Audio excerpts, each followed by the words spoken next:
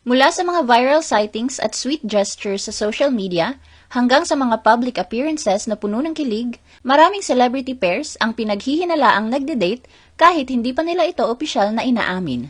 Patuloy silang sinusubaybayan ng mga fans at pinag-uusapan sa bawat viral moment, ngunit nananatiling misteryo ang tunay nilang relasyon. The Philippines Showbiz List presents Showbiz Couples sa 2026 na magkarelasyon daw pero wala pang kumpirmasyon. Kim Chiu and Paolo Avellino. Bagamat umiikot ang malalakas na dating rumors ni Kim at Paolo, wala pa ring opisyal na kumpirmasyon na sila ay magkarelasyon. Kilala sila bilang magkaibigan na may matibay na samahan at effortless chemistry sa trabaho. Umiikot din sa social media ang mga chismis gaya ng kanilang private getaway sa Amanpulo at usap-usapang posibleng mag-move in together. Dagdag pa riyan ang natanggap ni Kim na mga bulaklak mula kay Paolo noong nakaraang Valentine's Day. Sa kabila nito, patuloy ang hatid nilang kilig sa TV series na Alibi. Kayla Estrada and Daniel Padilla. Sa kabila ng dami ng sightings at social media buzz kung saan madalas silang magkasama, wala pa ring opisyal na kumpirmasyon mula sa dalawa na sila ay magkarelasyon. Sa unang bahagi ng 2026, muling nakitang magkasamang nagbabakasyon sina Daniel at Kayla sa El Nido, Palawan. Isa sa mga pinaka-pinag-usapan kamakailan ay ang birthday celebration ni Kayla kung saan nasaksihan ang sweet moments nila ni Daniel. Kaugnay nito, nang matanong noon si Daniel tungkol sa mga rumors, wala siyang kinumpirma o tinanggi. Ngunit sinabi niya na mas gusto niyang hayaan lamang mangyari ang mga bagay at hindi idaan sa showbiz exposure. Catherine Bernardo and Mark Alcala. Sa kabila ng kanilang pananahimik, patuloy ang paglabas ng mga ebidensya na nagsasabing magkarelasyon sina Mark at Catherine. Madalas silang mapansin sa iba't ibang lugar na magkasama at ang mga sightings na ito ay nagpalakas sa dating rumors nitong unang bahagi ng 2026. Marami ring interaction ang naipapakita sa social media tulad ng pag-follow ni Catherine sa profiles ni Mark at ng kanyang mga kapatid, pati na rin ang mga viral sightings nila sa BGC, airport at iba pang venues. Bagamat wala pang opisyal na kumpirmasyon tungkol sa tunay nilang ugnayan, tila lumalabas na hindi na nila ito itinatago sa publiko. Shuvi Atrata and Anthony Constantino. Nag-spark ang speculation nang makita si Anthony na naghihintay kay Shuvi sa labas ng PBB house matapos siyang ma-evict, dala ang bouquet of flowers, at ibinahagi ni Shuvi ang moment sa social media. Inamin ni Shuvi na nanliligaw si Anthony bago pa man siya pumasok sa PBB at nagpatuloy ang courtship nito habang nasa loob pa siya ng bahay ni Kuya. Ayon sa kanya, nagustuhan niya si Anthony at natuwa sa mga efforts nito. Gayunpaman, hindi pa nila ina-announce na sila ay opisyal na mag-boyfriend at girlfriend. Janela Salvador and Clea Pineda. Matapos magkasama sa pelikulang Open Endings, lumakas ang chika tungkol sa possible romantic relationship ni Clea at Janela, lalo na dahil sa mga public sightings at mga sweet moments na ibinahagi online. Mula noong late 2025 hanggang ngayon, ilang pagkakataon na silang nakikita na magkakasama sa mga gatherings at trips. Bukod pa rito, naging usap-usapan din ang pagbili nila ng isang land lot bilang joint investment. Bagamat wala pang official label, sinabi ni Clea at Janela kung ano ang nakikita sa kanila online ay yun na yun. Atasha Mulak and Jacob Ang. Tahimik man sa kung ano ang tunay nilang ugnayan, nariyan pa rin ang paglabasa ng chika tungkol kina Atasha at Jacob. Nagsimula ito noong 2025 nang mapansin ng fans na magka-follow ang dalawa sa Instagram. Dagdag pa rito, ipinakita ni Jacob ang suporta niya sa career ni Atasha sa pamamagitan ng likes, comments, at ang pagbabahagi ng mga proyekto nito sa social media. Madalas rin silang mapansin sa public events. Isa sa mga viral moments ay ang isang video kung saan kasama nila sina Aga Mulak at Charlene Gonzalez.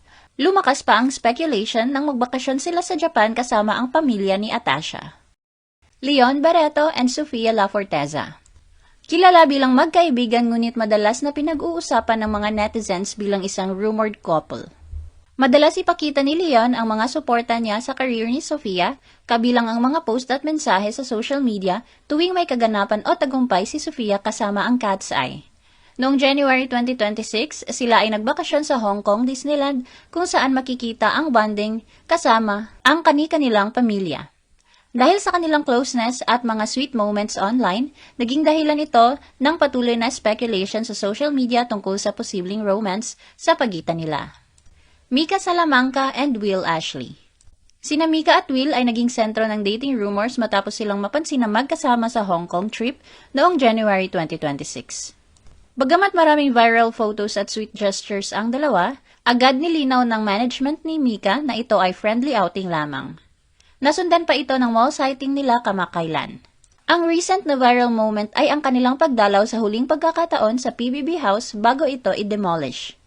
Maraming fans ang nakapansin na sweet sila at sa isang video makikitang sumakay si Will sa bagong sasakyan niya habang naghihintay ang passenger princess niyang si Mika. Matatandaan na noong panahon nila sa PBB, inamin ni Will na may crush siya kay Mika na naging bahagi ng fan speculation hanggang ngayon. Zayjan Haranilla and Jella Ataide. Pinaghihinalaan ng fans na may relasyon sina Zayjan Haranilla at Jella Ataide matapos ang kanilang soft launch post noong 2025 at pagiging sweet sa social media. Nagkasama sila sa senior high at high street. Inamin ni Jella na in love siya sa isang showbiz guy, ngunit hindi niya ito pinangalanan, kaya lalo pang lumakas ang hinala kay Zayjan. Nang tanungin naman siya, simpleng secret lang ang sagot niya, kaya nananatiling haka-haka ang lahat. AZ Martinez and Ralph De Leon. Sina AZ at Ralph ay isa sa mga pinaka-pinag-uusapang PBB-born pairings mula sa Pinoy Big Brother Celebrity Collab Edition dahil sa kanilang closeness sa trips, posts, at public appearances. Noong 2025, sinabi ni Ralph na very special si AZ pero friends pa rin sila. Pagsapit ng 2026, inamin ni AZ na may special bond sila at close talaga kaya lalo pang umigting ang haka-haka. Sa ngayon, wala pa ring opisyal na kumpirmasyon at nananatiling open to interpretation ang kanilang relasyon. Jaren Garcia and Niana Guerrero. Sina Niana at Jaren ay patuloy na pinag-uusapan online matapos silang mapansin na magkasama sa ilang public sightings noong 2025 hanggang 2026. Isa sa mga pinaka-viral ang video nila habang naglalakad sa BGC. Hindi nakaligtas ang tila matchy outfits nila na naka-white plain shirts, black pants at pareho pang nakasuot ng bull cap. Bukod dito, nakita rin silang magkasama sa ilang events tulad ng album launch at fan meet ni Jaren, pati na rin sa social media post gaya ng kanilang matching Halloween costumes. Fiang Smith and JM Ibarra. Sina Fiang at JM, parehong dating housemates ng PBB Gen 11, ay patuloy na hinahangaan bilang tambalang JM Fiang dahil sa kanilang malapit at natural na samahan. Ayon kay Fiang, ramdam na ramdam niya ang effort ni JM sa pagpapakita ng affection at inilarawan niya itong grabe magpa-feel ng love. Isa sa mga simbolo ng kanilang closeness ay ang infinity ring na ibinigay ni JM. Makikita rin ang ilang strong bond sa mga sweet moments nila tulad ng kanilang trip sa Mount Bulag at intimate dinner dates. Sa kabila ng lahat na ito, hindi pa rin nila direktang kinukumpirma na sila ay isang real-life couple. Enrique Hill and Andrea Brown. Sina Enrique at Andrea ay naging sentro ng matinding usap-usapan online matapos silang maiugnay sa isa't isa mula pa noong 2025 dahil sa mga viral photos at sightings. Umabot pa ang intriga sa mga seryosong issue tulad ng umano'y live-in setup at pregnancy rumors.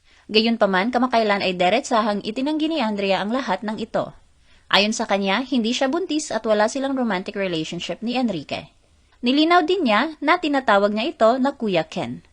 Aminado rin si Andrea na naaapektuhan ang kanyang personal life at maging ang career ni Enrique dahil sa kumakalat na balita. Jake Cuenca and Rabia Mateo. Nag-uumapaw ang usapan kina Jake at Rabia matapos silang ma-spot na magkasama sa isang restaurant sa BGC.